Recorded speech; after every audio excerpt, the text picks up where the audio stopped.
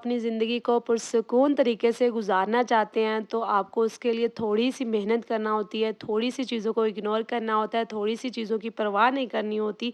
तो बनी-बनाई ज़िंदगी, पुरसुकून ज़िंदगी आपको प्लेट में रख के कोई भी नहीं देगा, आपको अपनी ज़िंदगी के लिए खुद ही मेहनत करनी होती है।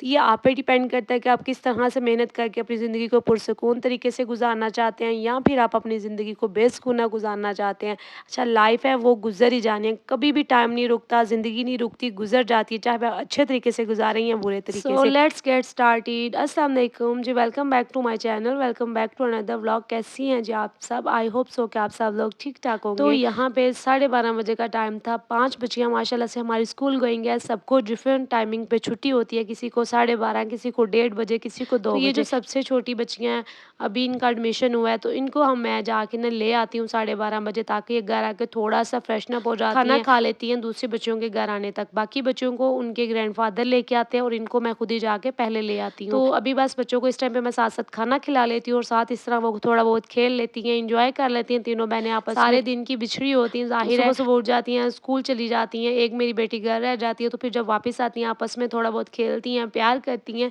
तो यही जो बचपना है ना, यही सबसे बेस्ट ज़िंदगी होती है। इसके बाद जब आप प्रैक्टिकल लाइफ़ में आते हैं ना, तो किसी भी आपको किस्म की कोई रिलैक्सेशन नहीं मिलती, कुछ भी नहीं मिलता। आप इतने ज़्यादा प्रैक्टिकल हो जाते हैं कि आप छोटी-मोटी चीज़ों के बारे में सोचने के लिए आपको टाइम ही नहीं तो मिलता। यहाँ पे मैं अभी बैठ के अपना नाश्ता करने लगी थी। मैं सुबह जो ना जब उठती हूँ, कुछ भी नहीं खाती सारा दिन। इस टाइम पे आके ना जब बच्चे ट्यूशन चले जाते हैं, फिर मैं अपना नाश्ता करती हूँ। एक तरफ से ये मेरी इंटरमिटेंट फास्टिंग भी हो जाती है, क्योंकि मुझे हर टाइम डाइट की ज़रूरत महीनों होती है। के खाना खा के फिर घर के बाकी काम जो है ना वो करने चाहिए, लेकिन मेरी रूटीन कुछ इस तरह से है कि मेरी जो है ना वो डाइट भी हो जाती है इस तरह और बाकी घर के काम भी हो जाते हैं और इजीली मैं मैनेज कर और सकती पर्सनली मुझे अच्छा नहीं लगता कि काम करते हुए मैं खाना भी खा लूँ और काम भी कर लूँ। मुझे इस तरह से लगता है कि मैंने कुछ जब तक खाया ही मैं नहीं। आराम से बैठ के तसल्ली से खाऊँ ना, थोड़ा-थोड़ा करके, तो फिर मुझे तो तसल्ली खैर जी, मिलती आज है। हम बात करने वाले थे कि ज़िंदगी को पुरसुकून किस तरीके से बनाया जाता है। प जॉइंट फैमिली में रहते हैं या फिर आप प्रीमच्योर लाइफ़ में हैं, तो आप अपनी ज़िंदगी को किस तरह से गुज़ारें कि आपका जो माइंड है ना वो पुरसुकून तो रहे। उसके लिए आपको लोगों की जो सोच होती है ना, उसके बारे में सोचना बंद करना होता है कि लोग आपके बारे में क्या सोचते हैं। और पर्सनली हमारी जो अपनी सोच होती है, वो लोगों की सोच की गुलाम होती है कि लोग हमारे बारे में क्या सोचते हैं, हमें उनके अकॉर्डिंग जो है ना अपनी लाइफ़ गुज़ारनी होती है। स्पेशली हमारे जो घर वाले होते हैं, हमारे ससुराल वाले होते हैं, तो हमें उनकी सोच की ज़्यादा परवाह होती है कि वो हमारे बारे में क्या आपको सोचते हैं। अपने बारे में खुद सोचना होता है कि अगर आप अपनी ट्रैक पे हैं, आप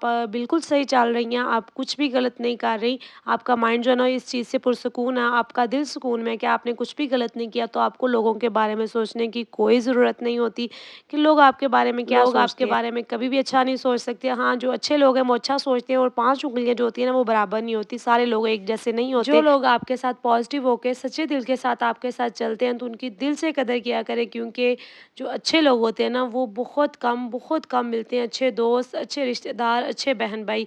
और जो लोग नेगेटिव होते हैं उनको जितना हो सकता है इग्नोर किया करें, उनसे जितना हो सकता है दूर रहा करें, उतन जितना हो सकता है ना बातचीत कम किया करें, कि आपका जो माइंड है ना उससे पुरसुकून रहेगा। आपके माइंड में कोई भी किसी भी किस्म का कोई सवाल नहीं आएगा। और फ़र्ज़ करें अगर कोई सवाल आ भी जाता है, उनकी बातें माइंड में आ भी जाती हैं, तो उनको ऐसे सुन के इग्नोर किया करें जैसे आपने कभी सुनी ही नहीं थी। तो अपनी लाइफ़ को पुरसुकून बनाने के लिए आपको लोगों के रवैयों को, लोगों की बातों को जो होता है ना वो दिल से निकालना होता है, जो बुरे लोग होते हैं उनको।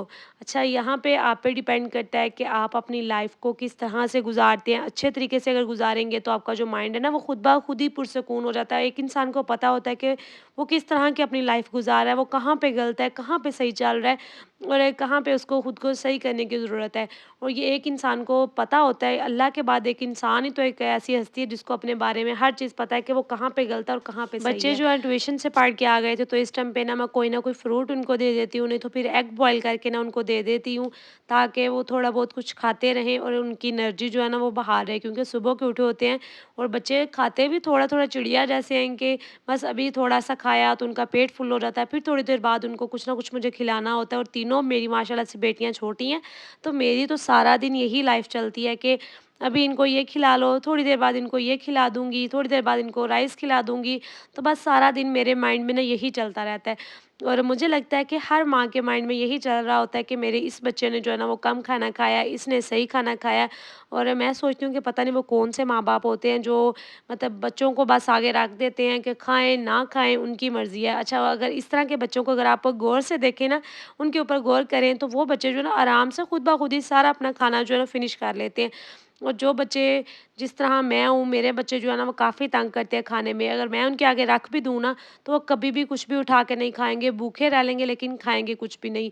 तो ख़ैर जी, बच्चों की लाइफ़ इसी तरह से होती है और माँओं की भी इसी तरह से होती है। आज आपके साथ मैं आलू और बैंगन की एक मज़ेदार सी और सिंपल सी देसी सी अपनी मामा की रेसिपी शेयर करती हूँ। मेरी मामा इसी तरीके से ना आलू और बैंगन बनाती है और इतने मज़े के बनते हैं। और साथ मैंने व्हाइट राइस बनाने थे।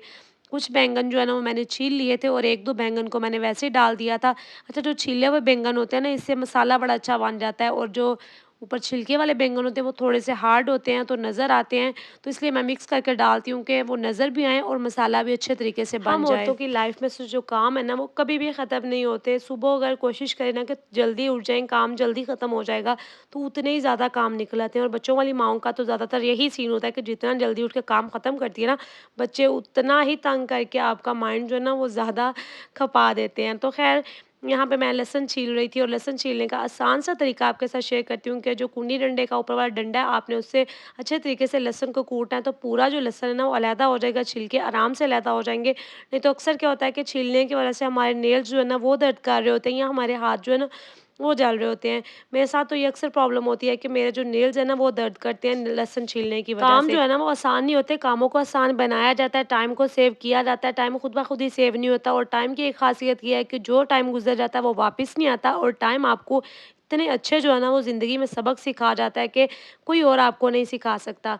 अच्छा, अगर आप अपनी लाइफ़ को इतना ज़्यादा पुरसुकून बनाना चाहते हैं तो मैंने तो अपनी लाइफ़ से एक ही चीज़ को सीखा है या लोगों की लाइफ़ को देख के ऑब्ज़र्व किया है कि आपने सिर्फ़ सब्र करना है। हमारे जो बड़े हैं ना वो हर चीज़ पे हमें यही कह रहे होते हैं कि सब्र करो, जो मर्ज़ी हो जाए, जिस तरह से मर्ज़ी हो जाए, कि आपने सब्र ही करना है। अच्छा, रेसिपी को देख लेते हैं। मैंने यहाँ पे थोड़ा-सा प्याज़ डाला है क्योंकि ये जो बैंगन होते हैं ना ये बादी होते हैं, आलू भी बादी होते हैं, तो जो प्याज़ है ना वो भी बादी होते हैं, इसलिए मैं वो थोड़ा-सा ऐड कर रही हूँ। लहसुन मैंने ज़्यादा ऐड कर दिया था, टमाटर मैंने ज़्यादा ऐड किए, टमाटरों का पेस्ट बना के फ्रीज़ किया हुआ तो वो मैंने एक जो टुकड़ा है ना वो ऊपर रख दिया। और जितने भी बेसिक मसाले हैं वो सारे डाल के ऊपर मैंने थोड़ा-सा आधा ग्लास पानी डाल दिया, साथ ही मैंने इसके अंदर ऑयल भी डाल दिया है। बस अब आपका काम जो है ना वो ख़त्म हो गया है, इसको पकने में सिर्फ़ 15 से 20 मिनट लगेंगे और इतने मज़े के आलू और बैंगन बन के रेडी हो जाएँगे। आपने इसको डाँप के हल्की आँच पे जो दम वाली धीमी सी आँच होती है ना, 15 से 20 मिनट के लिए चूल्हे पे रख देना है। तो आलूओं के अंदर भी पानी है, बैंगन के अंदर भी पानी है, टमाटरों के अंदर भी पानी है, तो उसी पानी के अंदर हर चीज़ जो है ना वो ऑटोमेटिकली गल जाएगी और नरम हो जाएगी। तो साथ मैंने जो राइस है ना व्हाइट वो बॉयल कर लिए थे। अच्छा, हमारे घर में ये कॉम्बिनेशन बड़ा अच्छा लगता है कि आलू और बैंगन और साथ व्हाइट राइस। ज़िंदगी जो है ना वो आपको काफ़ी ज़्यादा एक्सपीरियंस देती है, लोगों की लाइफ़ से देख कर भी आपको काफ़ी ज़्यादा एक्सपीरियंस मिलते हैं। तो सारे एक्सपीरियंस को इकट्ठा करके ना एक ही निचोड़ निकलता है कि आपने सब्र करना है। कोई भी आपको बैठ के ये नहीं बता रहा होता कि आपने किस तरह से अपनी लाइफ़ को गुज़ारना है, किस तरह आपने अपनी लाइफ़ में अच्छे और बुरे जो तजर्बे होते हैं उनको फ़ेस करना है, अच्छी चीज़ों को किस तरह से फ़ेस करना है और किस चीज़ पे आपने सब्र करना है, किस चीज़ पे आपने स्टॉप लगाना है। तो ये जो चीज़ें होती हैं ना, ये हमें लोगों की लाइफ़ देख के एक्सपीरियंस होती हैं या अपनी लाइफ़ से पर्सनली हमें एक्सपीरियंस मिलता है कि किस चीज़ को हमने किस तरह से मैनेज करना है, किस चीज़ को हमने कहाँ पे रोकना है, किस चीज़ पे हमने सब्र करना है। तो ये हम पे डिपेंड करता है कि हम लोग कहाँ पे सब्र करते हैं। हमें पता होता है कि कौन-सी चीज़ गलत है, तो सब्र करना चाहिए कि नहीं करना चाहिए। और शादीशुदा ज़िंदगी में या अगर आप जॉइंट फैमिली में रहते हैं, ससुराल में रहते हैं, तो आपको अक्सर बातों पे, अक्सर चीज़ों पे सब्र करना होता है और उसी सब्र से ना आपके घर बनते हैं और लाइफ में ना सुकून आता है। तो ख़ैर जी, जितनी बातों को इग्नोर करेगा इंसान उतना ही सुकून में रहेगा। यही है हर चीज़ का हल होता है कि जितना इग्नोर करेंगे उतना ही माइंड पुरसुकून रहेगा, ज़िंदगी आराम से गुज़रेगी। अच्छा, अक्सर मेरे से आप पूछते हैं कि आप अपनी बच्चियों के बालों में कौन-सा ऑयल लगाती हैं, क्या लगाती हैं कि उनके बालों की जो लेंथ है, ग्रोथ है वो अच्छी है। तो मेरे पास जो भी ऑयल होता है, सरसों का ऑयल हो, कोकोनट ऑयल हो, आलमंड ऑयल हो, कोई भी ऑयल हो ना, मैं बच्चों के बालों में लगा देती हूँ। अच्छा, मेरा ये सीन है कि मैं कोई भी ऑयल लगाती हूँ, इससे बालों को ना आदत हो जाती है कि कोई भी ऑयल जो है ना उनको सूट कर जाता है। अगर आप एक ही ऑयल लगाते रहते हैं तो इस तरह बालों को फिर जब आप कोई और चीज़ अप्लाई करते हैं तो वो इसको एक्सेप्ट नहीं करते, रिज़ल्ट नहीं देते। तो इसलिए मैं कोशिश करती हूँ कि डिफरेंट ऑयल जो भी मिल जाए बालों को लगा दूँ, अपने भी बच्चों और के भी। आप मेरी बेटी के माशाल्लाह से बालों की लेंथ चेक करें, शाइन चेक करें और ग्रोथ चेक करें।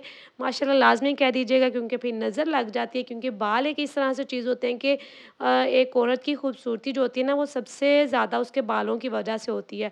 तो मैं अपनी बच्चियों को हमेशा ऑयलिंग करके फिर शावर देती हूँ, चाहे ओवरनाइट रखूँ या फिर घंटे 2 के लिए लगाऊँ, लेकिन लगाती लाज़मी हल्का-हल्का ऑयल जो है ना वो सारे बालों में लगाती हूँ, बालों की लेंथ में भी ऑयल को लाज़मी लगाती हूँ। और ये तीनों बेटियों को मैंने ऑयलिंग की, क्योंकि इनके स्कूल में सुबह कोई फंक्शन था, तो इसलिए मैं सोच रही थी कि इनको आज ऑयलिंग कर देती हूँ, सुबह शावर दे दूँगी, तो अच्छे तरीके से मसाज करती हूँ ताकि ऑयल की जो तासीर है ना वो नीचे तक चली जाए और रूट्स तक जाए, ताकि बालों की लेंथ लंबी हो और जितनी भी अंदर खुश्की वगैरह होती है, डैंड्रफ होती है, इससे वो भी ख़त्म हो जाती है।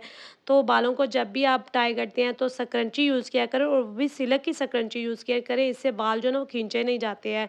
बालों को हमेशा या तो ब्रेड बना के रखा करें या फिर जूड़ा बना के रखा करें, क्योंकि लंबे बाल जो होते हैं वो टूट रहे होते हैं। शुक्र अल्हम्दुलिल्लाह, ये था जी मेरा आज का दिन। मिलते हैं नेक्स्ट व्लॉग में। Like share and subscribe. मिलते हैं नेक्स्ट व्लॉग में। अल्लाह हाफ़िज़।